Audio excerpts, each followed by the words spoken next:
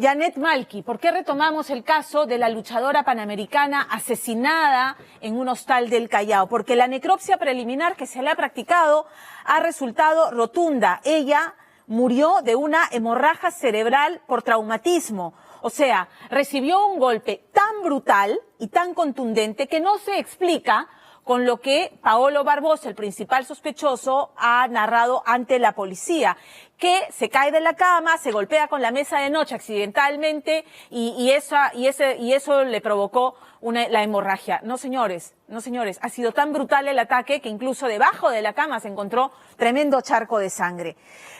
Sin embargo, la abogada de Barbosa, recordemos que Barbosa es la persona con la que Janet llega al hostal, suben a la habitación y están ahí, dice que el único delito que habría podido cometer su cliente es haber abandonado a una persona en peligro, porque Barbosa dice, no, pues yo la dejé semi-inconsciente, llamé a la familia y les dije dónde estaban.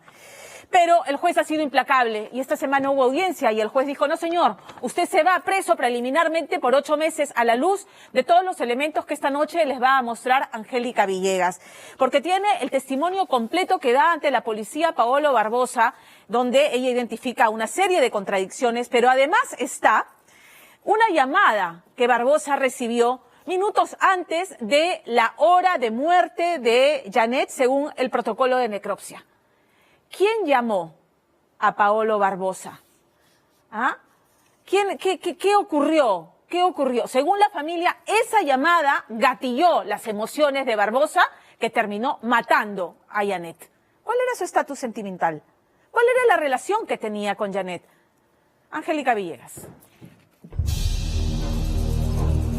Este misterioso mensaje fue encontrado en el teléfono del deportista Paolo Barbosa y según la fecha lo recibió para el momento en que ya había entrado a un hostal en plena cuarentena con la atleta Janet Malky. Mensajes que continúan y que van subiendo en su nivel de violencia.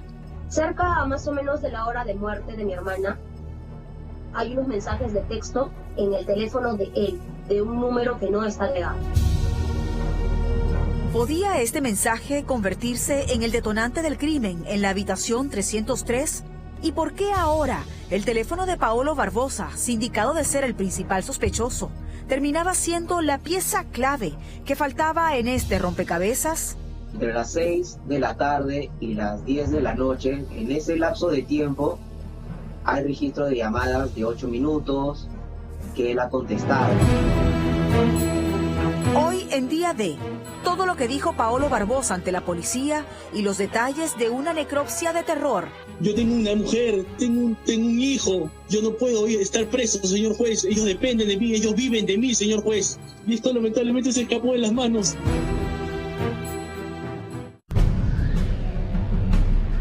Lo último que supimos sobre el asesinato de Janet Malky es que luego de los hechos, su familia halló un teléfono viejo de ella, donde confirmaban que tenía más que una amistad con Paolo Barbosa desde noviembre del año pasado, donde él le enviaba selfies y hasta tenían conversaciones muy personales, como lo confesaba la atleta a sus amigas, mientras que el también luchador libre juraba a su entorno que Janet había muerto por una sobredosis de cocaína.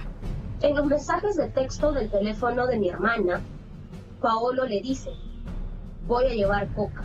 Y mi hermana le responde, solo te puedo ver de 10 a 12 porque tengo que ver a mi pequeña. Y él le dice, igual voy a llevar la coca. ¿Y qué le responde tu hermana en los mensajes de texto cuando él le dice que va a llevar cocaína a ese encuentro que van a tener? Y como que le decía que no. Y él le decía, pero ¿por qué no confías en mí? Yo te voy a cuidar. Hasta ese momento, los Malky respaldaban su versión con estos documentos que certifican tejidos en las uñas de Janet, por lo que aseguran que se defendió antes de morir, en una habitación desordenada y llena de sangre, presentando el cuerpo múltiples golpes, donde el cuartelero narraba ante la policía que Paolo se quedó por más del tiempo previsto y al salir del lugar pretendía llevarse la llave, alegando que su enamorada se quedaba hasta el día siguiente, llevándose además el teléfono de la víctima, estando inubicable por 13 días. Pero finalmente la semana pasada le dictaron prisión preliminar. 2 o 3 días antes de los hechos coordinamos para encontrarnos en el Mall del Callao.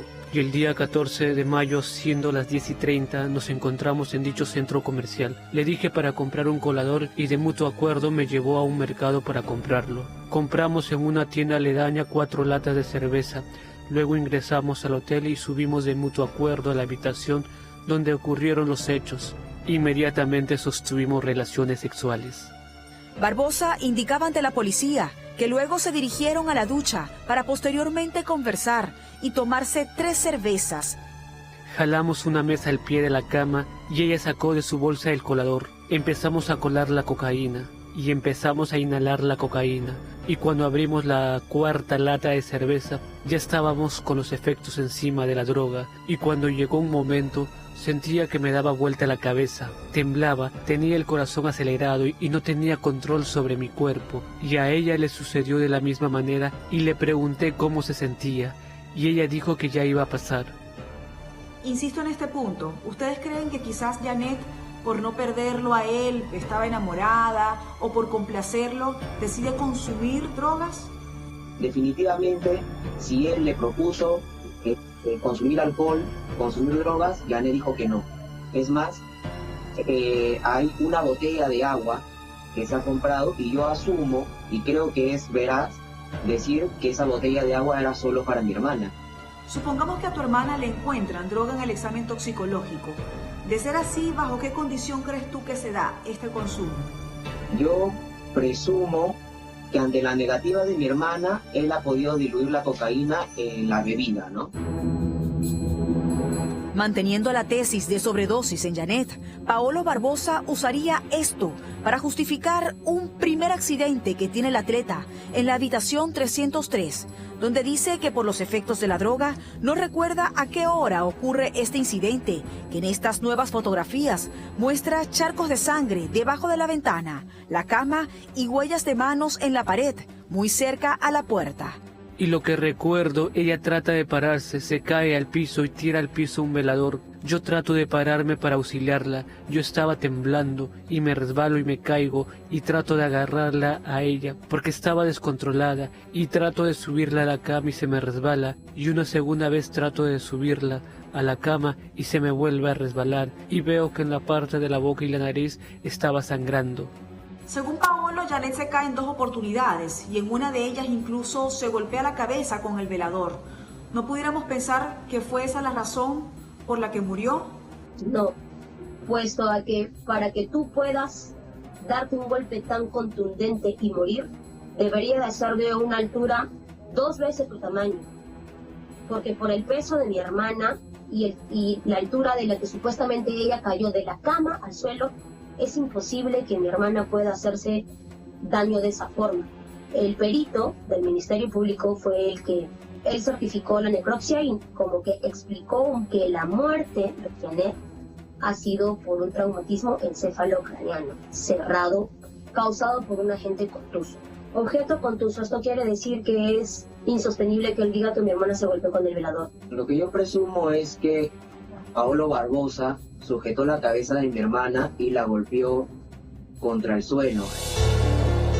Aunque los Malqui creen que en ese momento Janet ya estaba muerta y la fricción en las rodillas de Paolo, arrojadas en su informe médico, se deben a que se habría arrodillado para asesinarla, el luchador libre sostiene que tras las 2 caídas del atleta, como él no tenía fuerza por estar drogado, fue imposible subirla a la cama, por lo que manifiesta haber bajado el colchón y una almohada para estabilizarla. Paolo ha indicado que ese desorden que hay en la habitación se debe a todo lo que él tuvo que hacer para poder salvarle la vida a tu hermana. En el día de la reconstrucción de los hechos, yo estuve en la habitación y me pidieron que pusiera el cuarto tal cual yo lo encontré ese día.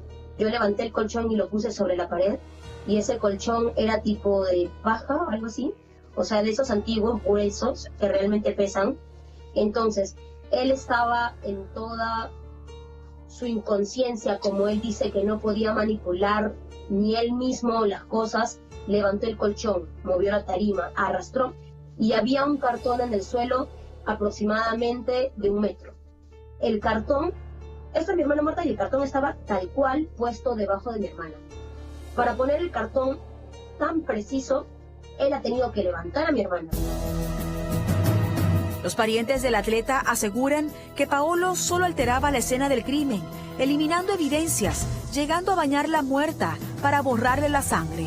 Sin embargo, Barbosa responde a esto, indicando que si Janet tenía las manos arrugadas fue porque le pedía tomar agua y parte de esa agua se le cayó a él en su estado de drogadicción. En su interrogatorio, el cuartelero del hostal ha dicho que le tocó la puerta a Paolo ese día a las 6 de la tarde y Paolo dice que efectivamente le dice que se va a quedar hasta el día siguiente porque Janet le estaba pidiendo que por favor no dijera nada y que en ese momento todavía la estaba socorriendo. Después de un golpe como estos, que es el primer golpe, es imposible que Janet haya podido pronunciar palabra alguna, porque ya estaba la hemorragia en su cerebro. La hora de la muerte se estima que es de 12 a 3 de la tarde. Y mi hermana ya estaba muerta en ese plazo, ¿no? No le puedes dar a un cadáver. Incluso, Paolo jura que hasta practicó primeros auxilios a Janet. Ahora, fíjate que Paolo trata de defender su hipótesis de que él de verdad auxilió a tu hermana porque indica que las mordeduras que tiene en los dedos de su mano derecha es porque le metió los dedos para sacarle la lengua mientras convulsionaba. Es insostenible lo que él dice, porque a mí me dice una cosa que la quería hacer vomitar y ahora él dice de que no, que quería jalarle la lengua para que no se mordiera. En el informe de la necropsia detalla que mi hermana tiene moretones en los pómulos, en la cabeza, en la clavícula, en la parte de los brazos. Tiene un moretón que va desde acá hasta el codo. Tiene moretones acá, tiene moretones en la vagina, en la pelvis, tiene moretones en las piernas, tiene arañones en la parte de atrás del brazo izquierdo.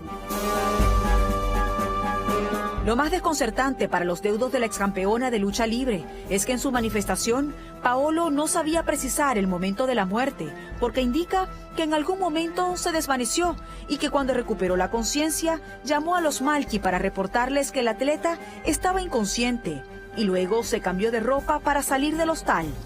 Saliendo a la luz, un detalle desconocido hasta ahora. Paolo decía en su interrogatorio que tenía 10 años de convivencia con una mujer y un pequeño de 8, entendiendo ahora el misterio del mensaje que recibió para el momento de la muerte de Janet Malqui. Amor, desbloquéame del WhatsApp. ¿Qué tienes? ¿Dónde estás? Oye, ¿dónde estás? Con razón ayer te acicalaste y ayer igual ni con el me contestabas, igual que hoy. Espero que te dure toda tu pendejada. Ni te atrevas a venir.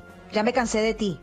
Quizás mi hermana vio eso y le reclamó porque mi hermana no tenía conocimiento de que él había tenido o tenía una relación. Pero estoy segura de que si es que ella vio eso, sí le reclamó. Y él quizás no supo cómo explicarle. A mi hermana no le gustaban las mentiras y quizás le dijo, no, voy a decirlo, o sea, que me voy. Hay llamadas de 8 minutos a su mujer, a la misma que lo trata como una basura. Hay llamadas a su padrino, que es policía. Hay llamadas a amigos de la lucha. Existen más documentos. Esta pericia psicológica de Paolo indica que era consumidor esporádico de cocaína y que presenta lucidez para el momento de recordar los hechos, aunque en su interrogatorio tuviera algunos vacíos y durante la reconstrucción de los hechos fue apoyado, pero también repudiado. Así, el último miércoles se llevó a cabo la audiencia virtual y hasta el último momento, Paolo calificó como amiga a la Oxisa.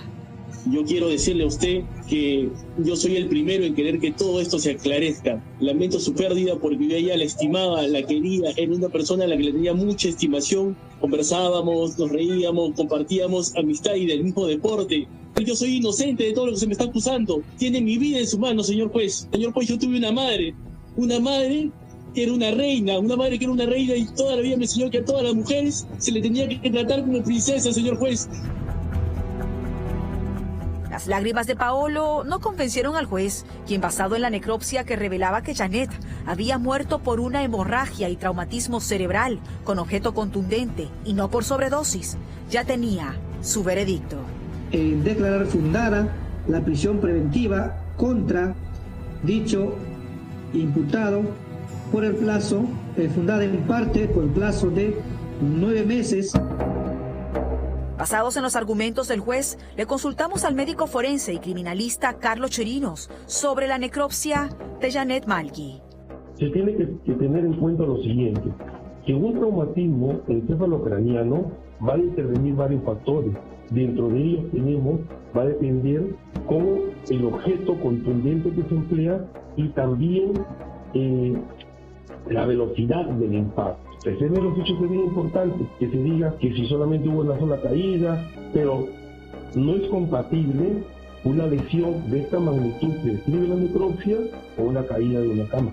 Una persona cuya necropsia revela este traumatismo y hemorragia cerebral puede expresarse. Las lesiones, según el certificado de necropsia que se nos ha alcanzado en cuanto a la causa de muerte, hemorragia intraparenquimal masiva, definitivamente en ese momento se va a generar un daño neurológico severo, con afectación del estado de la conciencia. No va a haber persona que tras esta lesión pueda conversar, pueda caminar unos pasos, no. Probablemente hasta la muerte sea inmediata o sea instantánea o en los momentos más cercanos. A un mes del crimen de Janet Malqui, todavía se desconoce el resultado de la necropsia detallada, siendo un misterio el contenido de las cámaras de seguridad, que según lo explicado por la Fiscalía al abogado de la víctima, aún esperan por un experto para que pueda visualizarlas. Tan complicado puede resultar obtener evidencia a tiempo en algunos hechos violentos.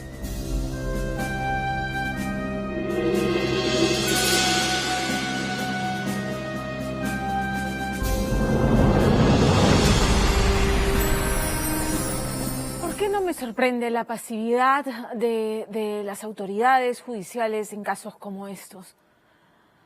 A ellos no les han dado cuarentena, ellos tienen que seguir trabajando. Es su deber, es su trabajo, hacer justicia. Y en casos de muertes violentas como estos, donde se sospecha de que estamos hablando de un caso de feminicidio, pues con mayor razón aún.